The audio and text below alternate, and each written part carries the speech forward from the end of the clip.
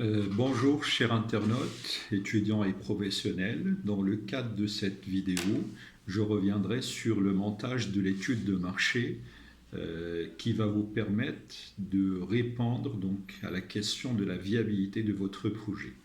Donc après avoir présenté les circonstances de l'émergence de votre idée, comment vous avez eu le réflexe de développer votre idée, qu'en est-il par rapport à son originalité, quelles sont les motivations du choix du concept et quel est le degré d'appropriation de l'équipe porteuse du projet par rapport à ce concept.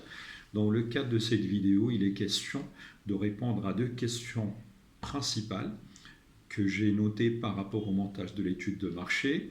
Nous avons identifié les questions suivantes. À quel type de besoin nous tenterons de répondre? Et deuxième question centrale, est-ce que le projet sera viable sur le plan économique? Donc, cette étude de marché devrait comporter donc 6 points que j'ai présentés sous forme de 6 axes. Donc, premier axe, c'est la présentation du secteur d'activité. Le deuxième axe, on va parler de la présentation de l'approche PSTEL, c'est-à-dire il est question de faire une étude d'impact ou d'influence des différents environnements susceptibles d'affecter l'évolution de l'entreprise. Troisième point, présentation de l'analyse de l'offre et de la demande. Quatrième point, quatrième axe, présentation du schéma de Michael Porter qui va nous éclairer par rapport à la qualité de la concurrence directe et indirecte auquel nous allons être exposés. Cinquième point, donc là ça dépendra de la manière avec laquelle vous allez orchestrer votre étude de marché. Est-ce que vous allez prévoir une étude quantitative, qualitative ou les deux? Donc là, je recommande donc la présentation d'un questionnaire qui peut être accompagné d'entretiens individuels avec les clients, susceptibles de vous apporter tout l'éclairage possible. Présentation du marketing mix, donc ça c'est le résultat que vous devriez obtenir après avoir effectué tout le travail que nous avons suggéré. Quand il s'agit de présenter le secteur d'activité, il est clair que dans un premier temps, vous avez besoin peut-être de connaître l'historique du secteur d'activité, quels sont les cycles de vie du secteur, donc par lequel il est passé et il est à quel stade du cycle de vie de ce secteur, quels sont éventuellement les groupes stratégiques qui interviennent dans ce secteur d'activité. Nous pouvons identifier 3 groupes, à savoir donc le groupe stratégique de luxe, moyen ou de gamme ou éventuellement économique. Quels sont les acteurs clés dans ce marché? Il est question peut-être de prévoir une répartition sous forme de graphique camembert pour préciser les acteurs clés et la ventilation de leur part de marché. Quelles sont les stratégies des acteurs donc les stratégies des acteurs clés de ce secteur? Est-ce qu'elles sont des stratégies offensives, défensives et quel est leur contenu? Quelles sont les caractéristiques de ce secteur, donc caractéristiques communes et spécifiques? Quelles sont les conditions de réussite dans ce secteur?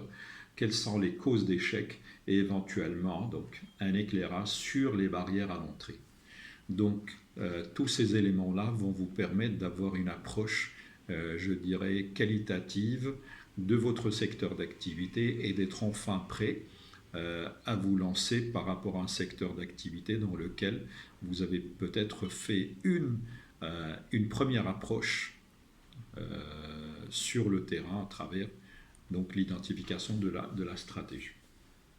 Donc deuxième axe, toujours de l'étude de marché, c'est l'approche PSTEL. Comme vous le savez, toute organisation, elle va être exposée à l'influence de plusieurs environnements.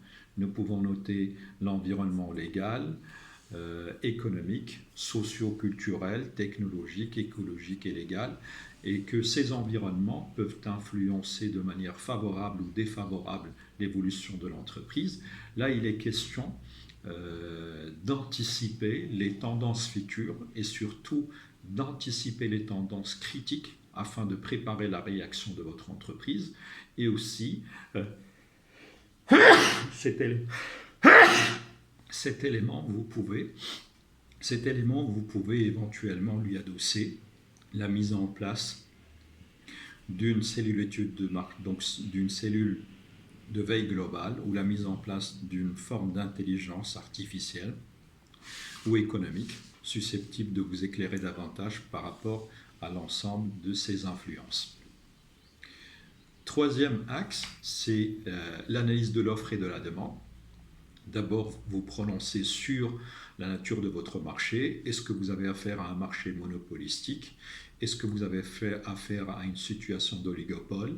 Qu'en est-il par rapport aux conditions d'exercice dans ce marché? Est-ce que vous avez un régime de concurrence pure et parfaite, où vous avez une coordination par les prix, etc., où vous avez affaire à un oligopole coordonné? Quelles sont les forces et les faiblesses de l'offre des concurrents? Quels sont les déterminants de l'offre sur ce marché? Quelle est la nature de la demande traitée sur ce marché? Est-ce qu'elle est fluide ou rigide? Quels sont les comportements et les motivations des clients? Est-ce qu'elles répondent à des comportements brusques? Est-ce qu'elles répondent à des changements, je dirais, volatiles ou peut-être stables dans le temps et dans l'espace? Stratégie client, est-ce qu'il existe des programmes de fidélisation, donc dans ce sens? Quatrième axe, c'est l'analyse du schéma de Michael Porter, ou l'analyse des 5 forces concurrentielles ou 6 forces concurrentielles. Il est question de tracer la qualité de la concurrence directe auquel vous allez être exposé, et aussi la qualité de la concurrence indirecte à laquelle vous pouvez être exposé, et pour laquelle il faut préparer donc un plan d'attaque et une stratégie de valorisation et de positionnement et du branding par rapport à votre offre. Ce schéma devrait vous éclairer quelque part sur la nature des menaces qui peuvent peser sur votre projet et éventuellement sur les opportunités que vous avez besoin d'exploiter pour réussir le lancement de votre projet. Cinquième élément, on est en train de parler du montage de l'étude quantitative. Il est question dans un premier temps de procéder de la manière suivante. Donc d'abord une recherche documentaire pour assurer une parfaite maîtrise du concept et du secteur d'activité dans lequel vous voulez vous lancer, et une prise de connaissance, je dirais, préalable avec le marché, avec la clientèle. Par la suite, conception d'un questionnaire, test et validation du questionnaire, par la suite l'administration du questionnaire, traitement des données, analyse des résultats dégagés, et par la suite stratégie adoptée et éventuellement plan d'action. Donc ça, c'est par rapport à l'étude du questionnaire, ou par rapport à l'étude quantitative à laquelle vous pouvez joindre des entretiens individuels, donc des entretiens de validation ou des entretiens avec vos clients pour vous prononcer sur l'approche qualitative du projet. Sixième et dernier point, qui représente à peu près donc la débouchée finale de votre étude de marché, c'est le marketing mix. Dans le cadre de ce point, vous avez besoin de vous prononcer sur 4 grandes politiques susceptibles de représenter un élément majeur pour la réussite de votre projet. Quelle est la politique de l'offre que vous entendez lancer pour planifier le lancement de votre offre de production, donc de votre offre de produits finis ou de services ou de marchandises? Donc ça dépendra de la nature de votre projet. Quelle est la politique du prix ou la politique des prix que vous allez afficher? Donc quel serait le prix psychologique que le consommateur aura besoin de débourser pour avoir accès à vos offres? Troisième élément, qu'en est-il par rapport à votre politique de communication? Aujourd'hui, vous pouvez adopter une politique de communication multicanale. Donc, vous pouvez avoir une communication, je dirais, donc une communication destinée à l'activité offline, une communication destinée à l'activité online, tout en essayant de prévoir peut-être une stratégie de communication qui va capitaliser à la fois sur le digital et sur donc l'activité physique, ou je dirais donc l'activité offline. Quatrième élément, donc, votre politique de distribution, comment vous allez pouvoir acheminer votre offre jusqu'au client, et quelle est la nature des canaux de distribution que vous allez prévoir.